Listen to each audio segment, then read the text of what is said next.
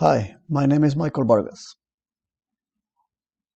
I will talk about professional development modules which were created to fully prepare teachers to be ready on day one. In this video, we will go over teaching conditions and evaluation and feedback. First, understanding teaching conditions. The module's goal is for participants to become acquainted with the various types of teaching conditions, data, and processes in which these data can be used to improve a school climate.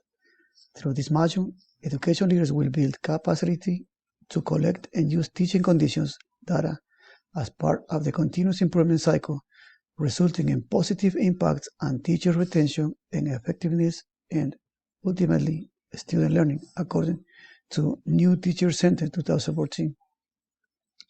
The goals of the Understanding Teaching Conditions module. First, understanding what teaching conditions are and why the quality of teaching conditions matters. Second, determine how the stakeholders can use the data at the state, district, and school levels to create more positive teaching and learning environment. Next, understanding how to use the different types of teaching conditions data to promote educator effectiveness and professional growth. Next, understanding teaching conditions work session. In this one, they will present an overview of the trainer's agenda, review of the module, and provide strategies in how to use teaching conditions data. They will answer to the following questions. What are the working conditions? What are the teaching conditions? Why do the teaching conditions matter? Participants have to analyze few pictures and get their conclusions related to their personal experience and the institution. Also, the teachers will write ideas and sentence posters about teaching conditions, and they will find parents guided by the trainer. Next, what are the teaching and learning conditions that influence and learning? These ones are time, facilities and resources, community support and involvement, managing student conduct, teacher leadership, school leadership, professional development, instructional practices, and support. Next, in this module, they will talk about data collection methods. In this one, they will start with an overview of the data collection methods, where they explain the face-to-face, online, mail, and phone. Next, they will collect and snapshot data. First, anonymous surveys of educators. Second, they will talk about placement and a practice rubric. Then, we'll check in, where they explain when using teaching conditions data, they remember how to use the micro-level data. They will learn about collaborative discussion about one condition guided discussion with graphic organizers. Collaborative discussions about one condition individual item prompts. Next, they will learn about how are teaching conditions data used across the country. They will learn how to use teaching conditions data, how the support for improvement might be different, how the data is used at the national level, how the state uses this data, how districts are using this data, and they will learn how schools are using this data to improve teaching and learning. In conclusion, the module about teaching and learning condition is fundamental in the professional development of the educators because they will learn how the teaching conditions affect the performance and subsequently affect the student level of achievement positively or negatively. They also will find why stakeholders invest a lot of time and money to get teaching and learning data and how they will use it to improve teaching, learning, and retention of teachers and students. The next module is about preparing educators for evaluation and feedback, planning for professional learning. Overview. At the end of the training, participants should be able to identify a high-quality professional learning plan for evaluation and understand how professional learning is integral to a system of instructional improvement recognize the critical role of assessing and monitoring evaluators' skills to ensure the validity of evaluation results and provision of high-quality feedback. Comprehensive professional learning planning explains what makes an evaluator professional learning process high quality and helps administrators to develop strong skills in providing feedback, according to Watson in 2019.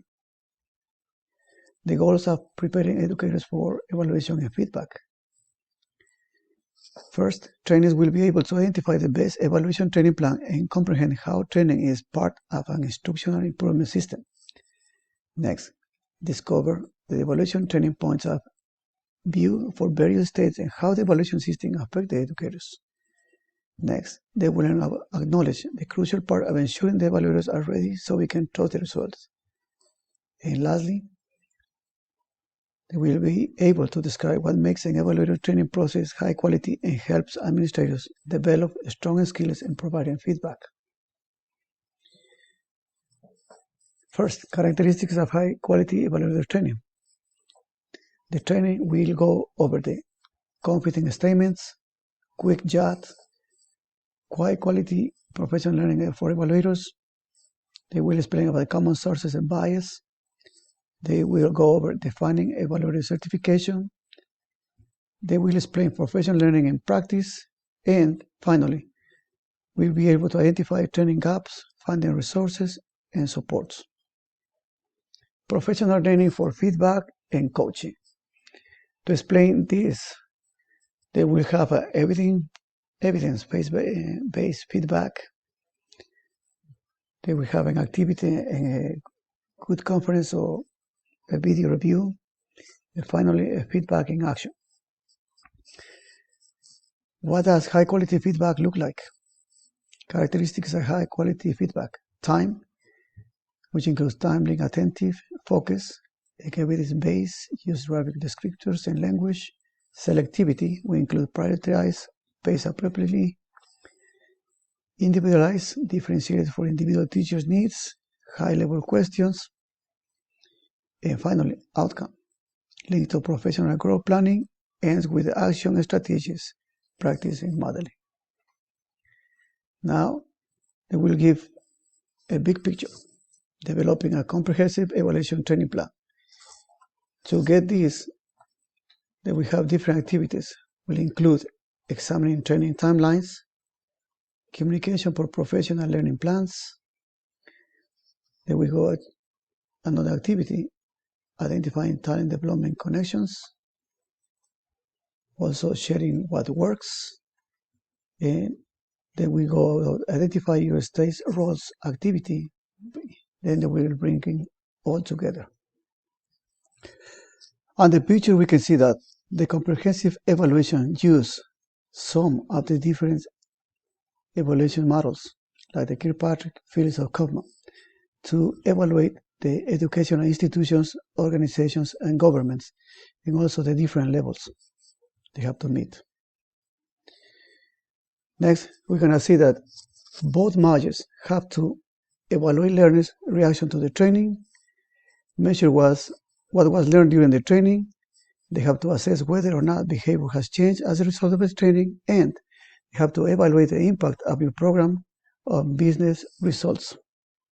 In conclusion, the module of preparing educators for evaluation and feedback, planning for professional learning, provides a systematic training with the active participation of the educators so they can be able to evaluate their training plans and have a clear picture of how to get and analyze feedback so they can enhance their training plans. At the same time, they learn the different points of view of the other states and how their evaluation system affects them.